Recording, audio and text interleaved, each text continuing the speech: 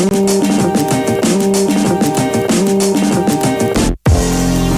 guys, this is Cinephile, a channel dedicated to cinema. I hope you all are fine and doing well in your life. आज इस video में हम बात करेंगे about the life story of the greatest singer of India, Lata Mangeshkar.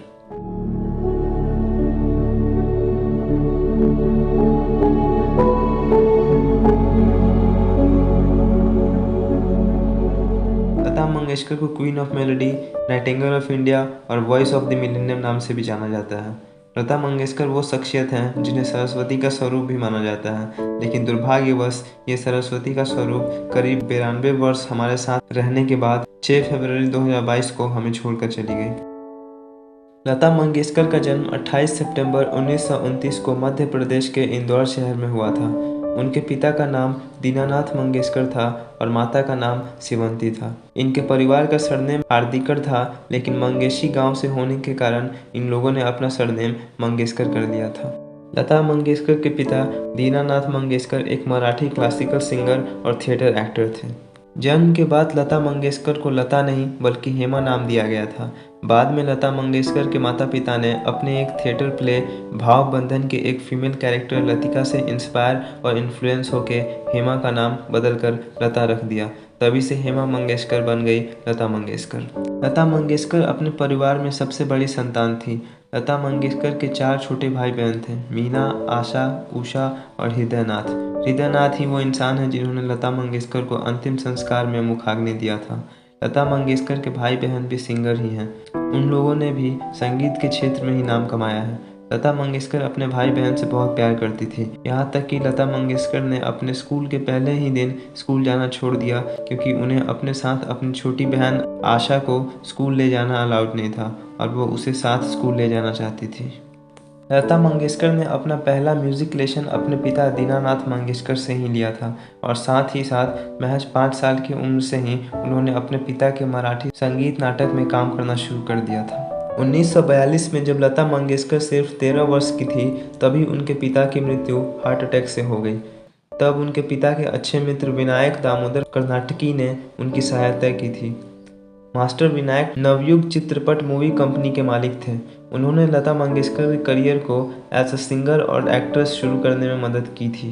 Lata Mangeshkar ने अपना पहला गाना 1942 में रिलीज हुई मराठी फिल्म किटी हसल के लिए गाया था और गाने का नाम था नाचू या गाड़े खेलू साड़ी मनी हौस भाड़ी, बट अनफॉर्चुनेटली ये गाना फिल्म से काट दिया गया। फिर मास्टर विनायक ने लता मंगेशकर को नवयुग चित्रपट कंपनी के एक मराठी फिल्म में छोटा सा काम दिया, जिसमें लता जी ने नटाली चित्राची नवलाई नाम का गाना गाया। उनका पहला हिंदी गीत था माता एक सपूत की दुनिया बदल दे तू। हालांकि ये गीत किसी हिंदी या बॉलीवुड फिल्म के लिए नहीं था, बल्कि एक मराठी फिल्म गजा भाव के लिए था। लता मंगेशकर को एक्टिंग पसंद नहीं था क्योंकि एक्टिंग के दौरान के लाइट्स और सामने खड़े बहुत सारे लोग के बीच वो अनकंफर्टेबल फील करती थी। 1945 में मास्टर विनायक की कंपनी मुंबई मूव कर गई और उसी के साथ लता मंगेशकर भी मुंबई आ गई। उन्होंने भिंडी बाजार घराने के उस्ताद अमन अली खान से हिंदुस्तानी क्लासिकल म्यूजिक के लेसन्स लेना शुरू कर दिया। लता जी और उनकी बहन आशा को मास्टर विनायक ने अपनी पहली हिंदी फिल्म बड़ी माँ में काम दिया। उस फिल्म में दोनों बहनों ने माता तेरे चरणों में नाम का भजन गाया। 1948 में मास्टर विनायक की मृत्यु के बाद म्यूजिक डायरेक्टर गुलाम हैदर ने लता मंगेशकर को गाइड और सपोर्ट किया।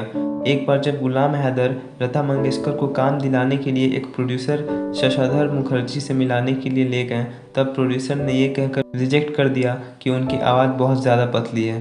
तब गुलाम हैदर ने गुस्से में ये कहा था कि एक दिन ऐसा समय आएगा जब प्रोड्यूसर्स लता मंगेशकर से भीख मांगेंगे अपने फिल्म में गाना गवाने के लिए। हैदर ने लता मंगेशकर को पहला बड़ा ब्रेक दिया था विद द सॉन्ग दिल मेरा तोड़ा मुझे कहीं का न छोड़ा इन द मूवी मजबूर, जो कि बड़ी हिट हुई। लता मंगेशकर ने अपने 84वें जन्मदिन के मौके पर एक इंटरव्यू में गुलाम हैदर को अपना गॉडफादर बताया था। उन्होंने ये भी कहा कि हैदर पहले म्यूजिक डायरेक्टर थे जिन्होंने लता जी के टैलेंट में विश्वास दिखाया। लता मंगेशकर का पहला हिट सॉन्ग था 1949 में रिलीज हुई फिल्म महल का सॉन्ग आएगा आने वाला। इसके बाद लता मंगेशकर ने बहुत सारे बड़े म्यूजिक डायरेक्टर्स और सिंगर्स के साथ काम किया, जैसे आर डी बर्मन, किशोर कुमार, मोहम्मद रफ़ी और भी कई सारे।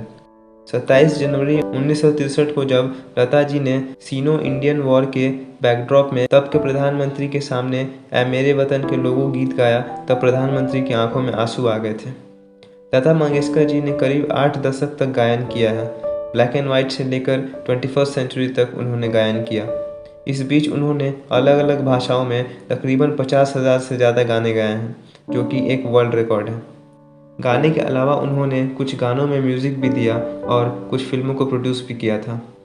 लता मंगेशकर को 1969 में पद्म भूषण, 1989 में दादा साहेब फाल्के अवार्ड, 1997 में महाराष्ट्र भूषण, 1999 में पद्म विभूषण और 2001 में भारत रत्न से सम्मानित किया गया है। साथ ही वो 22 नवंबर 1999 से 21 नवंबर 2005 तक राज्यसभा की मेंबर भी रह चुकी हैं। उन्होंने अपने जीवन का आखिरी गीत सौगंध मुझे इस मिट्टी की से इंडियन आर्मी और देश को ट्रिब्यूट दिया था। ये सॉन्ग 30 मार्च 2019 को रिलीज हुआ था। 8 जनवरी 2022 को लता मंगेशकर कोविड-19 टेस्ट में पॉजिटिव पाई गई। तब उन्हें मुंबई के ब्रिच कैंडी हॉस्पिटल में भर्ती किया गया। उन्हें आईसीयू में वेंटिलेटर पर रखा गया। 28 जनवरी को डॉक्टर्स ने वेंटिलेटर रिमूव कर दिया, चूँकि उनकी हेल्थ इम्प्रूव कर रही थी, लेकिन उन्हें फिर से वेंटिलेटर पर रखना पड़ा जब उनकी तबीयत अचानक खराब होने लगी।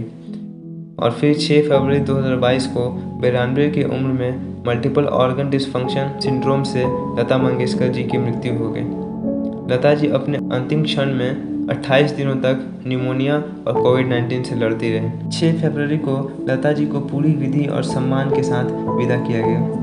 देश के राष्ट्रपति, प्रधानमंत्री, मुख्यमंत्री, मंत्री, अभिनेता, खिलाड़ी इत्यादि सभी ने उन्हें श्रद्धांजलि अर्पण किया। और 10 फरवरी 2022 को लता मंगेशकर के अस्थियों को उनके बहन उषा और भतीजे आदिनाथ मंगेशकर ने रामकुंड, नासिक के गोदावरी नदी में प्रवाहित किया। लता मंगेशकर को लोग सरस्वती का रूप भी मानते थे, जिसने दशकों तक अपने गायन से देश की सेवा की। ऐसी महान गायिका शायद ही हिंदुस्तान में दोबारा जन्म लेगी। भले ही वो हमें छोड़कर चली गई हैं, लेकिन वो सदा हमारे दिल में रहेंगी। ये था मेरा video about the biography of India's biggest singer ever, Lata Mangeshkar. अगर आपको ये वीडियो पसंद आया तो वीडियो को लाइक करें, कमेंट करें, शेयर करें और चैनल को सब्सक्राइब ज़रूर करें। जय श्री कृष्ण।